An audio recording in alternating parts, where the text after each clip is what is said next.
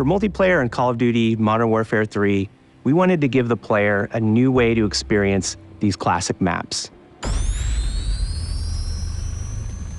When we told the art team, we're gonna be making these maps, they lit up. They were like calling dibs on which ones they wanted to go get reference for. Maps really come through. They feel like they felt back then. And when you're playing High Rise, when you're playing Estate, you feel really transported back.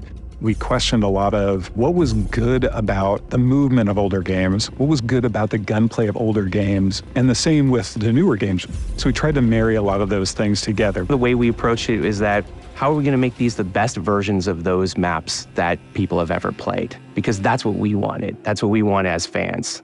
There are places where the metrics of the level are adjusted to fit more modern gameplay, but for the most part, it's going to feel incredibly similar. The biggest changes are really in a fidelity sense. Places like Afghan, where it might have been difficult to see somebody in some of those circumstances, we have new tools to make that both look better, but also read better, so that your target acquisition is improved. Favela is a map where it really pushed our opportunities to explore what you couldn't do in the old one and what you can do now.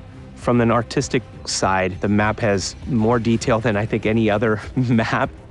In High Rise, it's fun to explore and jump on the scaffolding and mantle to places that you weren't able to actually grab or reach before. Now you can get there. When it was a question of whether it should be like the original or whether it should be more modern in terms of the metrics, we went with the original.